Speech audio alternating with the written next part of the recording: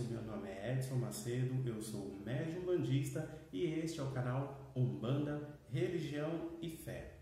Antes da gente começar com o tema de hoje, eu quero pedir para vocês que curtam, compartilhem, ativem o sininho de notificações para que vocês possam receber aí sempre a informação de quando um novo vídeo for enviado aqui pelo nosso canal, tá certo? Muito bem, o tema de hoje foi sugerido por um amigo que eu fui visitar há um tempo atrás e ele fez um seguinte comentário comigo. Edson, qual é a diferença entre Umbanda, Macumba, Candomblé, Mesa Branca, Espiritismo e por aí fora vai? Então, o tema de hoje é dedicado a você, meu querido amigo Roberto, e eu espero que você, assim como eu já expliquei naquele dia, que agora você consiga entender um pouquinho melhor sobre cada uma dessas religiões, tá certo? Vamos começar falando então da religião Umbanda, a minha, a nossa tão querida, amada religião de Umbanda. Você que está aí do outro lado assistindo, você conhece a história da Umbanda? Você sabe como ela começou? Quais foram os seus fundamentos? Como a religião está hoje? E o que se espera de cada um de nós? Não? Então acompanhe aí que você já vai entender. Na sequência, nós vamos falar um pouquinho, de uma forma bem breve, sobre o Candomblé, e aí vocês vão conseguir entender melhor a diferença entre as duas religiões. Depois, vamos falar um pouquinho sobre Mesa Branca, vamos falar um pouquinho sobre o Espiritismo kardecista, que também são muito semelhantes, porém, cada um deles tem a sua forma de trabalho, cada um deles tem o seu jeito, e a gente não julga ninguém, a ideia não é julgar ninguém e nem estipular, esse funciona assim, esse funciona assado, aquele é cozido e o outro é refogado. Não é essa a ideia. Se porventura você que está aí assistindo for de alguma dessas quatro religiões e tiver alguma coisa para acrescentar naquilo que eu vou dizer, aproveita o espaço aí embaixo, deixa o seu comentário e ajuda a gente a levar conhecimento a quantas tantas pessoas forem necessárias ao longo deste mundão afora de meu Deus. Tá certo? Fica aí, não sai daí, por favor, me acompanha e aproveita, já avisa as pessoas que este conteúdo já está disponível no canal, tá certo? Vamos lá então, vamos falar primeiro sobre Umbanda.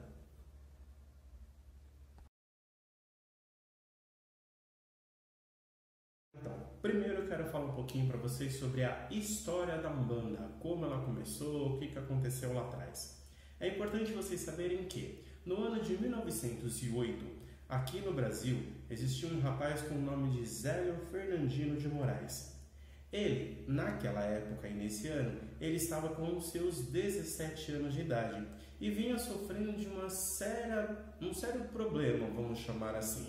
Ele estava sendo mediunizado, porém, naquela época, essa questão de mediunidade ainda não era tão conhecida. Então, as pessoas que tinham mediunidade e que atuavam com mediunidade e que não sabiam, eram tidas como dementes, como loucas, pessoas com problemas mentais. O Zélio, por conta deste problema, foi direcionado para um tio seu que trabalhava dentro de um hospital psiquiátrico. Esse tio fez vários exames, fez vários testes e percebeu que a mente do Zélio estava totalmente ok, não tinha nada de errado com ele.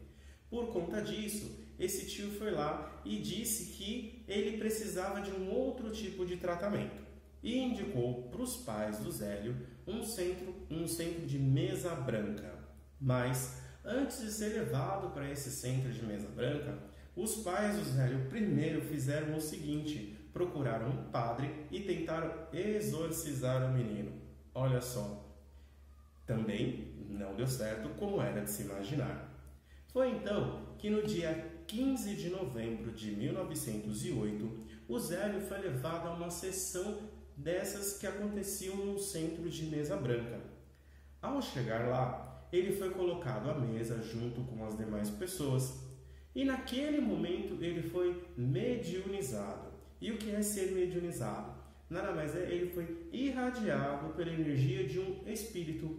E neste momento, ele recebeu a seguinte comunicação: nesta mesa falta uma flor. Assim que ele recebeu essa informação, ele se levantou e foi buscar essa flor. Tão logo ele voltou e colocou a flor sobre a mesa, todos os demais médiuns que estavam sentados na mesa foram recebendo e incorporando os espíritos de pretos velhos e de alguns índios também. A pessoa que estava dirigindo aquela sessão naquele dia, simplesmente por não ter o conhecimento que hoje nós temos, disse que aqueles espíritos eram de pessoas atrasadas, eram espíritos atrasados, e por aquele motivo eles não poderiam estar ali.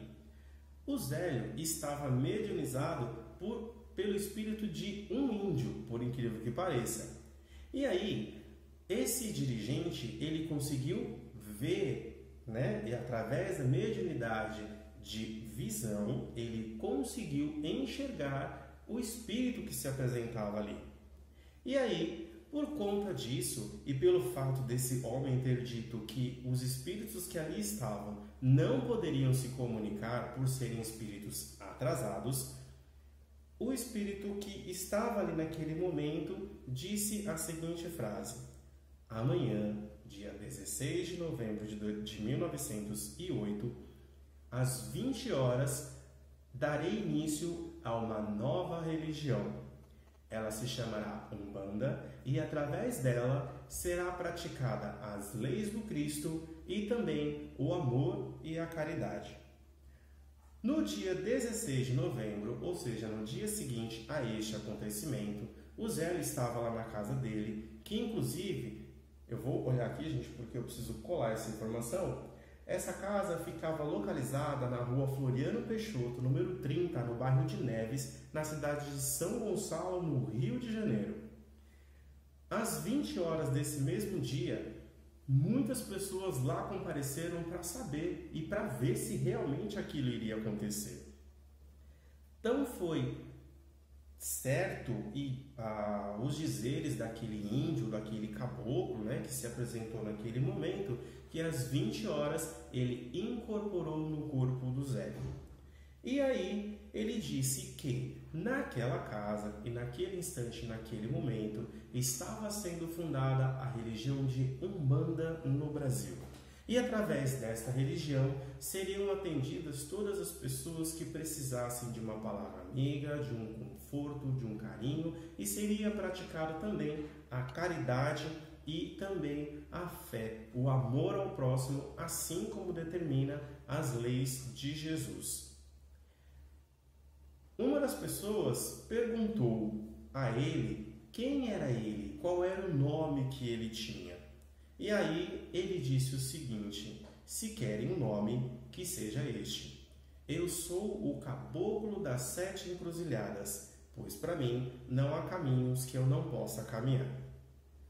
A religião de Umbanda, gente, a partir daí, ela veio numa crescente, porque naquele momento, quando o caboclo das 7 encruzilhadas inaugurou, vamos dizer assim, a Umbanda no Brasil, se apresentavam somente os espíritos dos índios e também de pretos velhos, ou seja, pessoas que eram negras, por assim dizer, e que vinham da África, ou seja, aquelas pessoas que nós entendemos hoje que na época eram os escravos.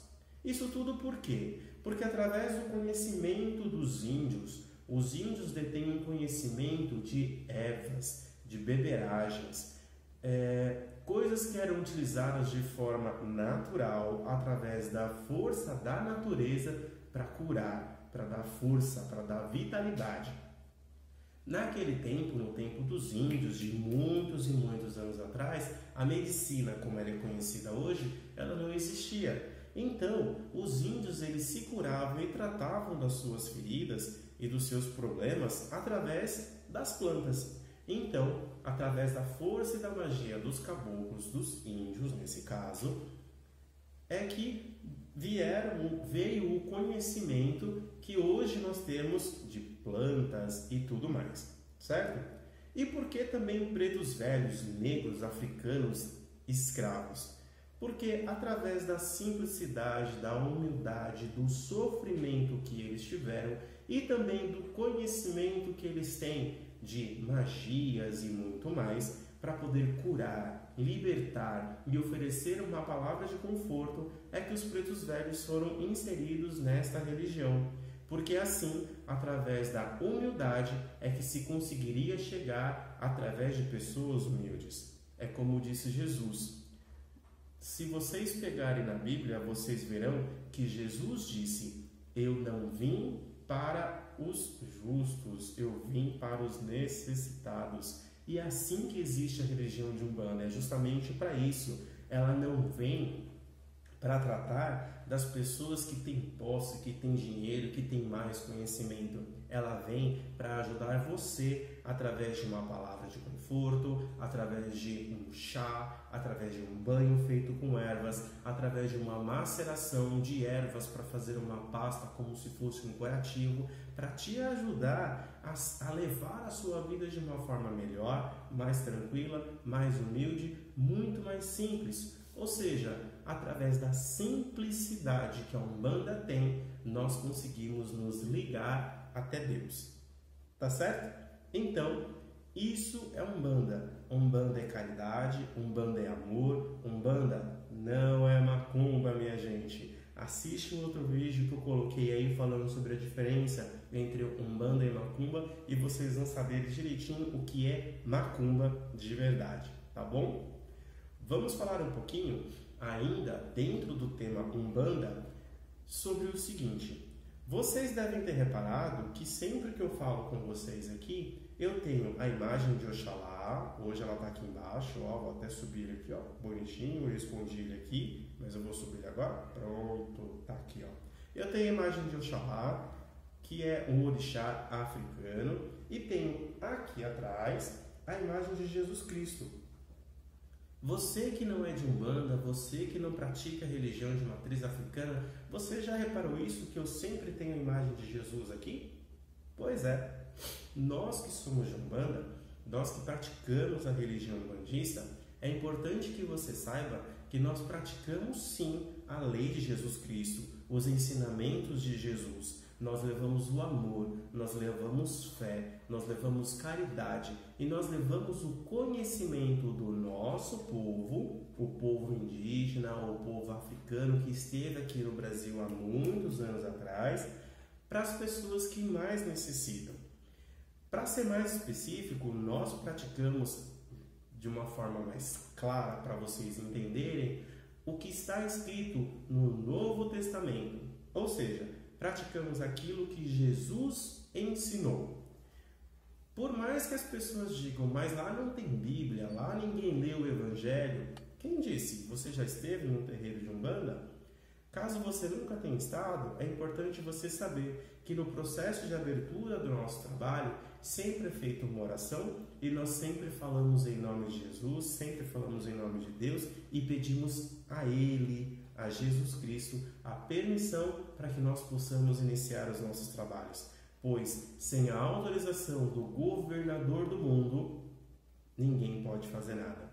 Pois, Ele mesmo disse, tudo aquilo que pedires ao Pai em meu nome, Ele assim vos dará. Então, nós pedimos a Deus que, pela permissão e pelo acompanhamento do governador do mundo, este Senhor, conhecido como Jesus Cristo, que os nossos trabalhos possam acontecer em paz, na mais perfeita tranquilidade, na mais perfeita harmonia e que nós possamos levar a cada uma das pessoas um pouquinho de consolo para suas dores, um pouco de conhecimento e muitas vezes não só as dores do corpo, gente, mas as dores do coração, as dores da alma.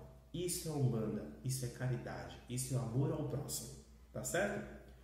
Vamos mudar de tema? Vamos falar agora um pouquinho sobre o Candomblé.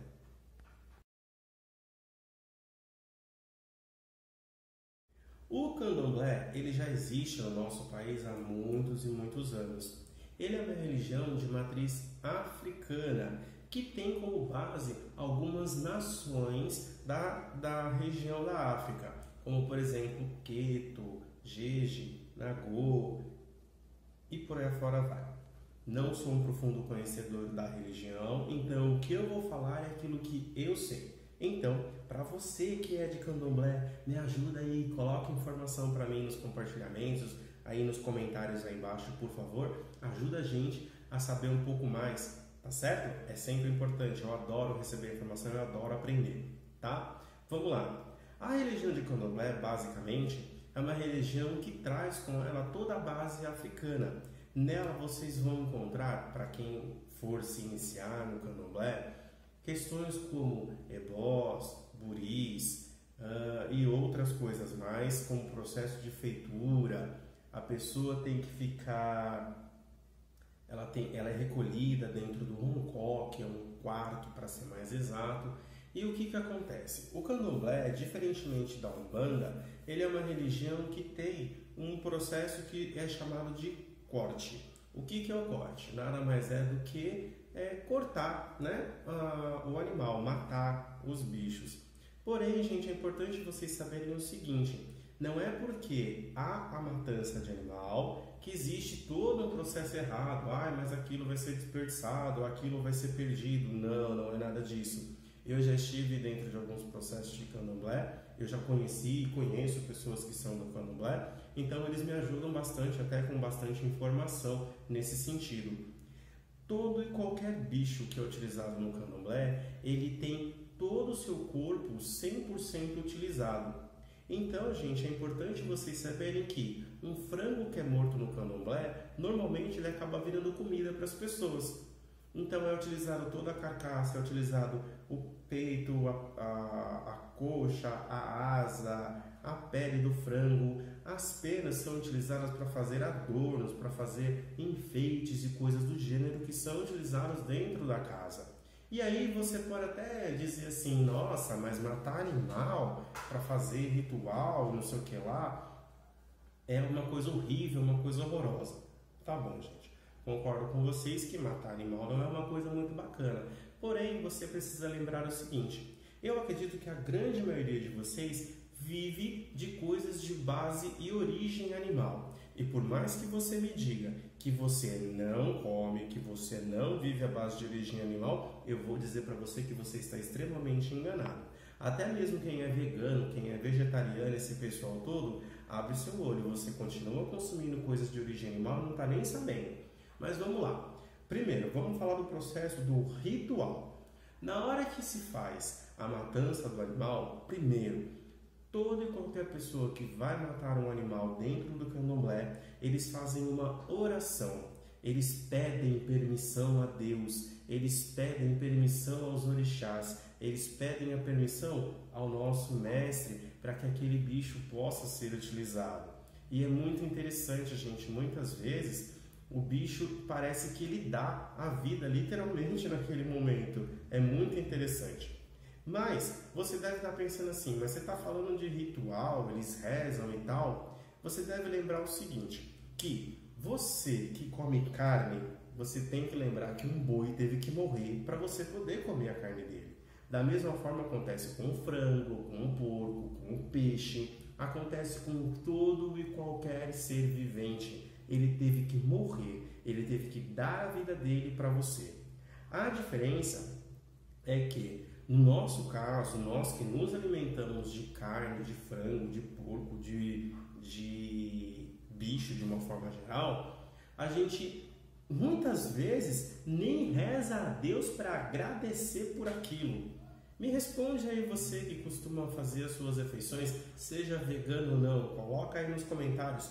Quantas vezes você reza antes das suas refeições agradecendo a Deus pelo alimento que você está recebendo naquele momento? Lembra, gente, antes de você julgar o próximo, observe o seu erro.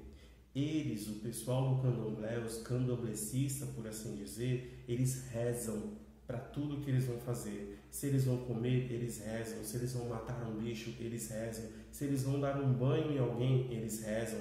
Tudo que eles fazem, eles rezam. Seja na nossa língua, seja na língua que eles utilizam, na língua africana que eles utilizam, daqui a pouco eu vou lembrar o nome. É importante vocês saberem que eles sempre rezam. Então, eles agradecem, eles pedem autorização para que aquilo possa acontecer. E você? Quantas vezes você reza? Você entra numa churrascaria pronto para comer? Quando você se senta à mesa, quantas vezes você rezou agradecendo pelo corpo do bicho que você vai comer? Quando você está na sua casa comendo uma feijoada ou fazendo um churrasco ou alguma coisa do gênero, quantas vezes você rezou para agradecer? Lembre-se sempre, na mesma medida que você julgar, você será julgado. Importante saber que, no caso do candomblé, diferentemente da Umbanda também, eles seguem o que está escrito na Bíblia. Não, Edson, não segue não. Ah, segue sim. A Bíblia, para quem não sabe, ela é dividida em duas principais partes, o Novo Testamento e o Velho Testamento. Nós que somos de Umbanda, como eu falei ainda há pouco, seguimos o Novo Testamento, as orientações que vieram do Mestre Jesus. Os candomblecistas, eles seguem as orientações do que está escrito na Bíblia através do Antigo Testamento. E para você que lê a Bíblia e já leu o Antigo Testamento, você sabe que muitos eram sacrifícios feitos, não sabe? Tem até uma página na Bíblia lá que fala que Deus pediu o sacrifício de uma criança, o filho primogênito daquele homem, daquele sacerdote, daquele... Gente, eu estou esquecendo muitas palavras, desculpa. Mas aquele foi pedido para ele e no último momento, quando ele estava para matar o filho dele, enfiar o punhal no coração do filho dele, Deus disse: espera, meu filho. E aí apareceu um bicho lá e foi aquele bicho que foi morto no lugar da criança. Então, gente, nunca se esqueça, pelo amor de Deus, em nome de Jesus, que antes de você julgar, você deve conhecer, tá certo? Não vamos criticar a religião do outro. Faça como Dom Fernando Legal, um bispo da Igreja Católica, disse, e eu já falei em um dos meus vídeos: conhecer para amar, amar para servir, servir a Jesus Cristo presente no irmão. Se você concorda ou não com a matança de animais, já é uma outra questão, mas antes de você criticar o processo que eles fazem e também os rituais que os candomblecistas seguem, vai lá conhecer, vai lá entender e faça melhor você antes. Reza primeiro, agradece ou simplesmente para de comer esse tipo de bicho, tá certo? Mas mais importante, não é só parar de comer não, viu? Você também precisa lembrar que existe muitas coisas de origem animal em diversos outros produtos.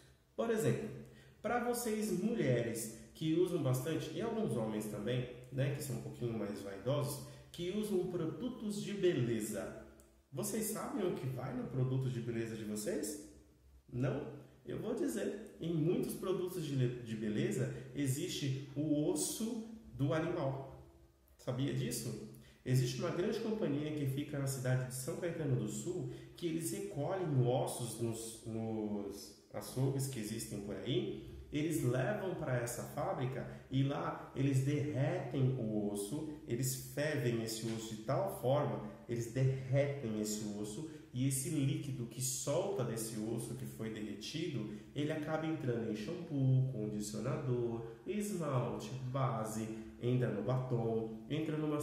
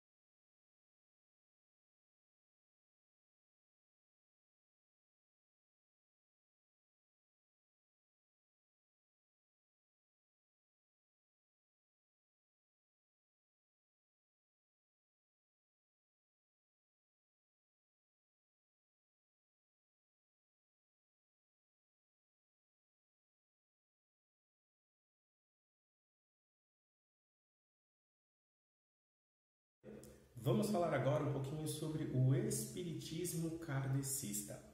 Ele recebe esse nome porque ele foi estudado e aprimorado através de um homem chamado Allan Kardec. Inclusive, os kardecistas, eles seguem muito as orientações que estão aqui, neste livro, O Evangelho segundo o Espiritismo, de Allan Kardec. Dentro do Evangelho, nós temos várias passagens da Bíblia que são explicadas de acordo com uma visão espírita, tá? Allan Kardec, ele foi um homem de origem francesa. Esse não é o nome original dele, o nome real dele, é um nome fictício, vamos dizer assim, que foi dado por conta de questões pessoais, familiares, questão jurídica, vamos dizer assim, tá certo? Allan Kardec, ele estudou os fenômenos espíritas através de sons, de mesas e por aí afora vai, e foi ele o grande decodificador desta religião que hoje já se torna muito conhecida por todo o nosso país e por muitos outros países ao redor do planeta, tá certo? Através do conhecimento de Allan Kardec é que nós podemos nos comunicar primeiramente com os espíritos. Inclusive, através do livro dos médiuns, para ser mais exato, vocês conseguem conhecer alguns tipos de mediunidade. E lá ele fala sobre a mediunidade de incorporação, a mediunidade de psicofonia, a mediunidade de visão, audição, audiência, clareaudiência e por aí afora vai, a clarividência e, sei lá, tem X tipos diferentes de mediunidade, tá certo? Allan Kardec, ele foi um grande precursor da chamada mesa branca. E por que é chamado de mesa branca? Pelo simples fato de que era uma mesa que era coberta com uma toalha branca. Ao redor desta mesa sentavam vários médiuns e através desses médiuns é que aconteciam os processos mediúnicos. Alguns processos de psicofonia, alguns processos de incorporação, de psicografia e por aí afora vai. Dependendo também muito das pessoas e das situações que estavam ali à nossa volta. Muitas pessoas devem se perguntar, e provavelmente devem estar se perguntando, se a religião espírita, até mesmo o Umbanda ou o Candomblé é tão bom assim, por que os espíritos não vêm e dão para nós, né, para quem é médium, por que eles não dão os números da Mega Sena, os números da loteria e por aí afora vai? Pelo simples fato, gente, de que eles não são adivinhos, eles não são leitores do futuro, para ver o que vai acontecer lá na frente e tudo mais. Por vários motivos, mas o mais importante motivo é por conta de uma lei chamada livre-arbítrio. Por exemplo, poderia vir um espírito aqui agora e me dizer todos os números da Mega Sena. Só que, e se eu for uma pessoa cética? E se mesmo tendo conhecimento, mesmo tendo vivência dentro do espiritismo, que eu tenho, porque eu já fui espírita kardecista, e até mesmo minha vivência dentro de Umbanda, eu não acreditasse no que eu estivesse ouvindo, ou que eles viessem me mostrassem, ou que eu começasse a escrever uma carta aqui com a minha mão se mexendo de livre e espontânea vontade. Eu poderia não jogar. E aí, depois do sorteio, sairiam os números e eu ia ficar lá todo arrependido por não ter jogado. Então a gente funciona assim. Um espírito de luz, um espírito de nível elevado, ele age exatamente como Jesus agia. Jesus nunca obrigou ninguém a fazer nada, gente. De verdade, Jesus nunca obrigou ninguém a fazer nada. Jesus nunca chegou lá, pegou uma faca, um punhal, alguma coisa, pôs no pescoço de alguém e falou assim: você vai me seguir, porque eu sou a lei, porque eu falo, porque eu mando. Não. Ele chegou, ele fez todas as suas palestras, deu os seus ensinamentos, ele trouxe muito conhecimento, falou em parábolas para muitas e muitas e muitas pessoas, trouxe ensinamento. Quem quis seguir a lei de Jesus, quem quis seguir os conhecimentos de Jesus, quem quis seguir aquele homem, aquele profeta, era essa a palavra que eu estava procurando, aquele profeta seguiu. Quem não quis seguir não foi obrigado. E aí, dentro da religião espírita, é que muitas pessoas, muito tempo depois, foram perceber muitas coisas que antes não tinham explicação. Um grande exemplo é um processo chamado déjà vu. Já ouviu falar? Déjà vu nada mais é do que aquela sensação que você tem quando você está num lugar e você nunca foi lá, mas você chegou lá. Assim que você chegou, você fala assim: nossa, eu acho que eu já estive aqui. Eu conheço tal coisa, e você fala se virar ali, se abrir a porta, se virar não sei o que lá, e de repente você vai lá e você encontra exatamente aquilo que você mesmo acabou de falar, mesmo você nunca tendo estado naquele lugar. Já encontrou com alguém que você nunca tinha visto na sua vida e de repente você ficou com aquela sensação: eu acho que eu conheço de algum lugar, essa pessoa, esse rosto, eu já vi essa pessoa em algum lugar, mas você nunca viu esse ser na sua vida? Pois é. Isso a religião espírita explica. Nada mais é do que encontro de almas. Você já encontrou com essa pessoa em outras vidas, porque dentro da religião espírita acredita-se na chamada reencarnação. Ou seja, o nosso espírito ele é eterno, ele vive para sempre. E a partir do momento em que ele foi criado por Deus, a vida é eterna. Mas este corpo de carne que nós temos, ele não é. Ele tem prazo de validade. Um dia todos nós vamos morrer. Então, uma vez que este corpo ele se torna um veículo para o nosso espírito, para que a gente possa viver, a partir do momento em que ele morre, o corpo físico morre, o espírito renasce para o plano espiritual, para a pátria espiritual. Tá certo? Então, dentro da religião espírita, acredita-se que o corpo físico morre, mas o espírito vive, e por nós precisarmos aprender muitas coisas ainda para podermos chegar, sei lá, um dia, quem sabe, talvez no mesmo nível que Jesus, né? O que eu acho meio difícil a gente conseguir fazer isso, mas não é impossível, óbvio. Mas assim, existe dentro da religião espírita a questão de evolução espiritual. Na verdade, isso existe em qualquer religião, tá certo? Só que cada um fala de um jeito diferente. Mas a evolução espiritual, ela se dá da seguinte forma, gente. Não adianta nada você viver uma vida inteira, aprender um monte de coisa e de repente você morre e puf, acabou, né? Eu estou falando de religião espírita, tá bom? Mais uma vez, falando, reforçando e relembrando. Bom, funciona mais ou menos como se fosse numa escola. Você vai para a escola, quando você é criança, você entra lá no primeiro ano do ensino fundamental e aí você aprende a ler, aprende a escrever, aprende a convivência em sociedade, aprende uma série de coisas na escola, aprende a se alimentar, se comportar e tal. Legal. Chega o final do ano, você é promovido para o segundo ano.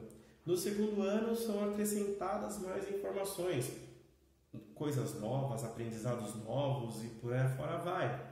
Se você for bem, se você conseguir entender bem o que o seu professor está te ensinando, você é promovido para o terceiro ano. Isso é um processo de evolução aqui na Terra. Uma vez que você terminou seus ensinos fundamentais, tanto o ensino fundamental quanto o médio, o ensino básico, por assim dizer, aí você parte para um novo tipo de ensino. Você já reparou que o ser humano ele tem sede de conhecimento? Por mais que você não seja uma pessoa estudiosa, você sempre está em busca de alguma coisa nova. E essa coisa nova é conhecimento, é base para a sua vida. Isso é evolução. Se você cresce na Terra enquanto um ser vivo, por que o seu espírito não haveria de evoluir também? Que tipo de Deus seria esse que nós cultuamos, que nós amamos e que nós temos ele como um pai, se ele não nos permitisse crescer e evoluir a todo instante, a todo momento? Sim, minha gente, a religião espírita segue a Bíblia? Sim. Porém, como eu mostrei para vocês, eles seguem o Evangelho. Porém, de acordo com os conhecimentos que foram decodificados por Allan Kardec dentro do Espiritismo ao longo de muitos e muitos e muitos anos de estudo. tá certo? Entender que existe diferença entre as religiões e que nenhuma delas está ligada a esse negócio chamado macumba é muito importante. A Umbanda segue o Novo Evangelho, o Novo Testamento. O Candomblé segue o Antigo Testamento. Eu estou falando isso de uma forma bem a grosso modo, tá certo? Já o Espiritismo segue o Evangelho de Jesus, porém, de acordo com a ótica espírita. Se você já leu a Bíblia e você tem curiosidade de saber como os espíritas seguem a Bíblia, eu sugiro a você ler este livro aqui, o Evangelho segundo o Espiritismo. Ele vai ser de grande importância na sua vida e vai te trazer um conhecimento que você ainda não tem. Uma nova visão, um novo jeito de enxergar esta religião que, eu diria, é muito conhecida em todo o nosso país. Tá certo, gente? Mesa branca e espiritismo tem tudo a ver. Hoje em dia, dentro do espiritismo, existe ainda muitos centros que trabalham com o sistema de mesa branca, mas a grande maior parte dos centros espíritas hoje trabalham através de palestras, levando conhecimento às pessoas através do Evangelho, segundo o Espiritismo. Trabalham com o sistema de passes, muitas vezes coletivo e às vezes individual, ou seja, você e um médium, e quando é coletivo são várias pessoas dentro de uma mesma sala, dentro de um mesmo ambiente, e vários médiums que aplicam o passe coletivo em todo mundo. E eles também fazem grupos de oração, eles têm um processo chamado Escola de Moral Cristã, que enquanto os adultos estão assistindo a palestra, participando da palestra, as crianças estão sendo evangelizadas através de conhecimentos específicos para a criança, um jeito bem simples e prático da criança entender o que é o Espiritismo. Gente, só para reforçar mais uma vez, a intenção deste vídeo é levar conhecimento. A intenção não é julgar ninguém, a intenção não é denegrir a imagem de ninguém, longe disso, tá certo? E mais uma vez, se faltou alguma coisa, com certeza faltou bastante coisa nesse vídeo, porque a ideia é fazer vídeos curtos. Pela primeira vez esse vídeo vai ter bastante tempo de duração, mais ou menos uma meia hora. A ideia é levar um pouquinho de conhecimento, mas se você quiser ajudar, coloca aí nos comentários as informações. Você é um bandista, quer saber um pouquinho mais, ou você conhece um pouco mais, escreve aí pra gente. Você que é candomblecista, coloca a sua opinião aí embaixo também. Escreve pra gente se você sabe quando o candomblé chegou no Brasil, como que ele era cultuado, como que era feito, como que é o culto ao orixá. Eu sei que existem muito mais orixás no candomblé do que aqueles que são cultuados dentro da Umbanda. Tem uma grande diferença também no culto e assim e por aí afora vai. Assim como você, que é espírita kardecista ou de mesa branca, coloca pra gente aí nos comentários um pouquinho do seu conhecimento. Eu acho super válido, eu acho muito bacana, tá certo? Quer falar comigo? Manda mensagem pra mim no privado aí. Se você quiser, me chama lá, me passa o número do seu telefone e aí eu chamo você por mensagem pra gente poder conversar, tá certo? Daqui a algum tempo eu vou passar para vocês também um link de um grupo que eu tenho que se chama Falando de Umbanda, um grupo no WhatsApp, onde de vez em quando eu coloco uns textos, algumas coisas, mas na grande maioria das vezes são os links para esses vídeos aqui também, tá certo? Gente, eu espero de verdade que em nome de Deus Pai Todo-Poderoso, em nome de nosso Senhor Jesus Cristo, em nome de nosso Pai Oxalá, em nome de meu Pai Omulu e de nossa Mãe Iemanjá, que eu tenha conseguido levar um pouquinho do meu conhecimento para vocês. Eu espero que vocês consigam ter entendido que a intenção aqui não é julgar ninguém, não é fazer nenhum tipo de apologia a qualquer tipo de coisa, tá certo? É só levar conhecimento para as pessoas, tá certo? Espero que vocês tenham um ótimo dia, uma ótima tarde, uma ótima noite, uma excelente semana e que vocês possam aí ser um pouquinho mais felizes todos os dias, porque é para isso que o ser humano vive, buscando sempre a felicidade e também chegar um pouquinho mais próximo de Deus, tá certo? Rezai, orai e, como disse Jesus, orai e vigiai todos os dias e a todo momento. Um grande beijo, fiquem com Deus e até a próxima.